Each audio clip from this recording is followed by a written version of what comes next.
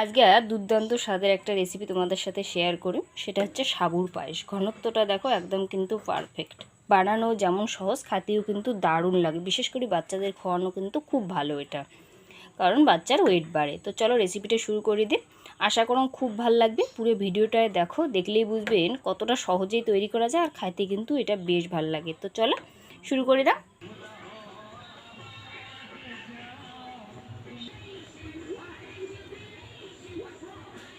সাবুর পায়েসটা তৈরি করার জন্য কড়াইটি কিন্তু বসিয়ে দিছো। কড়াই দিয়ে দিন হচ্ছে 1 প্যাকেট দুধ, আমুল গোল্ড। এই দুধটা যে কোনো নর্মাল দুধ হওয়ার পায়, বা হচ্ছে গরুর দুধও কিন্তু হওয়ার পায়। পাউডার যদি মিল্ক হয় আর কি, মানে গুঁড়ো দুধ, সেটা কিন্তু একটু গরম জলের সাথে গুলিয়ে ব্যবহার করে পান, তাতে হবে। যেহেতু দুধটা একটু ভারী, তাই সামান্য পরিমাণ দিন হচ্ছে জল। দুধটা কিন্তু দিয়ে দিছো। এবার হালকা কিন্তু গরম হচ্ছে, দেখো বুদবুদ করে লাগছে। এই টাইমে দিয়ে দিম হচ্ছে 2টা হচ্ছে মুখ ফাটানো কিন্তু ছোটো এলাচ, এটা দিয়ে দিন। যদি গুঁড়ো থাকে অবশ্যই গুঁড়ো ব্যবহার করবেন, তাতে কোনো অসুবিধা নাই। আর এই পাশে সাবুদানাটা দেখেন না স্যার, এটা দেখো, এটা কিন্তু মোটা দানার যে সাবুদানাটা হয় সেটাই কিন্তু নিছো। আর এটা কিন্তু 12 ঘন্টা ভিজিয়ে রাখছো। আর ছোটো দানার যদি সাবু হয় তো 8 ঘন্টা যদি ভিজিয়ে রাখা যায় তাতেই কিন্তু হবে। মোট কথা সাবুদানাটা জানে খুব ভালোভাবে ভেজে, তাহলেই কিন্তু রান্নাটা খুব তাড়াতাড়ি যেমন হবে আর খাইতেও কিন্তু খুব সুন্দর হবে। দেখো কত সুন্দর এটা ভিজিয়েছে সাবুদানাটা। যত ভালো ভিজবে অত ভালো কিন্তু টেস্ট হবে আর তাড়াতাড়ি বানানোও হবে। তাই এ পাশে কিন্তু দুধটা কিন্তু ফুটে গেছে, একটু নাড়িয়ে নিন। এই টাইমে দিয়ে দিন হচ্ছে 1 চিমটে, দেখো কতটুকু, একটু কিন্তু লবণ দিয়ে দিন। এটা না দিলেও চলবে, কিন্তু দিলে কিন্তু টেস্টটা বেশি হয়। যে কোনো হচ্ছে মিষ্টি জাতীয় খাবারত যদি সামান্য পরিমাণ লবণ দেওয়া হয় তাহলে কিন্তু টেস্টটা খুব বেশি হয়। তো দুধটা কিন্তু ভালোভাবে ফুটছে, দেখো দুধটা কিন্তু টকবক করে ফুটে লাগছে। এই টাইমে দিয়ে দিন হচ্ছে সাবুদানা।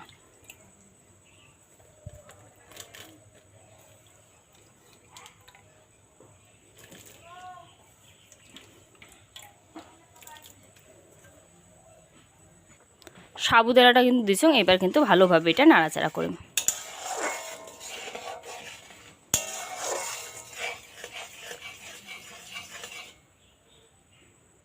আর এই রান্নাটা কিন্তু পুরো রান্নাটাই মিডিয়াম আঁচে করা লাগবে।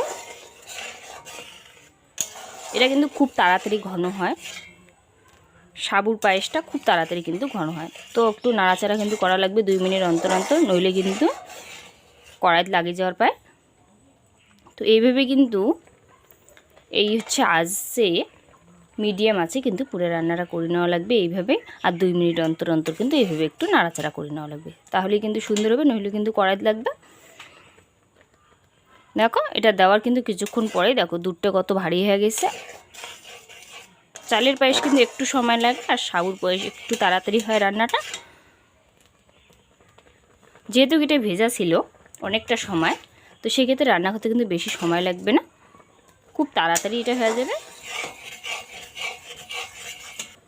এটা কিন্তু খুব ভালো ফুটছে দেখো।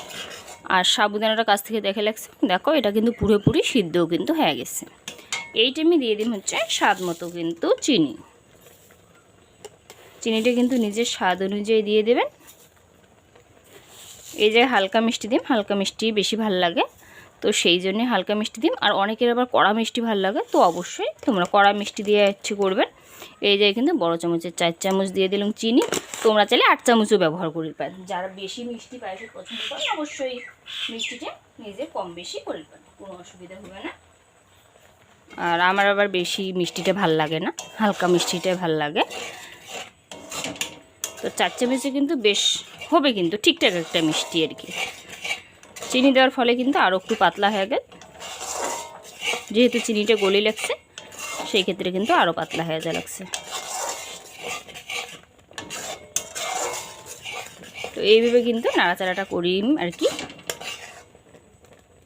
আর একটু কিন্তু ঘন হলে এটা কিন্তু নামিয়ে নেবে। খুব সহজ একটা হচ্ছে সাবুদানার পায়েস, কোনো ঝামেলা নেই, আর খুব তাড়াতাড়ি বানানো হয়। আর বাচ্চাকে খাওয়ানো কিন্তু অবশ্যই খুব ভালো।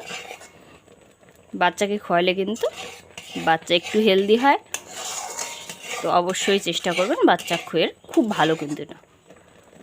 আর বড়রাও খাইতে তো বেশ ভালো লাগে, তো অবশ্যই বড়রাও একটু ট্রাই করবেন। তবে বাচ্চা খোলে ওয়েট বাড়ে, আর বাচ্চা খোলে কিন্তু চিনিটা একটু বাদ দিয়ে তাল মিষ্টি ব্যবহার করবেন, তাহলেই কিন্তু খুব ভালো হবে বাচ্চা খোলে।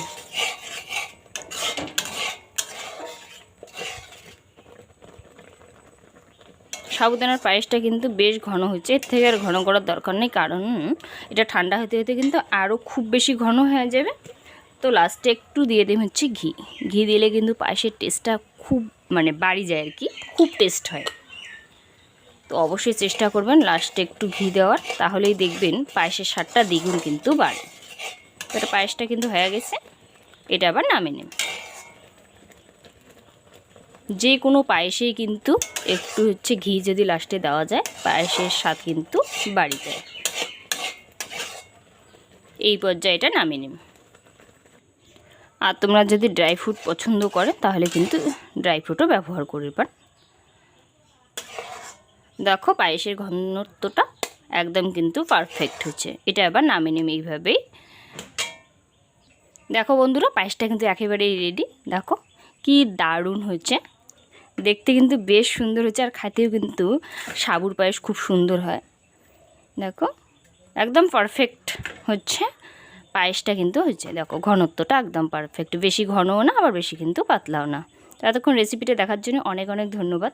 যদি ভালো লাগে অবশ্যই লাইক কমেন্ট শেয়ার করে কিন্তু ভুলবেন না। আর যদি নতুন এই চ্যানেলের দর্শক হয়ে থাকেন, ফার্স্ট টাইম দেখে লেখছেন, অবশ্যই চ্যানেলটাকে সাবস্ক্রাইব করে রাখবেন, কারণ এরকমই নিত্য নতুন সহজ রান্নাগুলো পাওয়ার জন্য। তো চলো আজকে টাটা, সবাই সুস্থ থাকবেন, ভালো থাকবেন। আর নেক্সট ভিডিওতে কিন্তু আবার দেখা হবে এরকমই সুস্বাদু আর ভালো ভালো খাবারের রেসিপি নিয়ে। তো টাটা।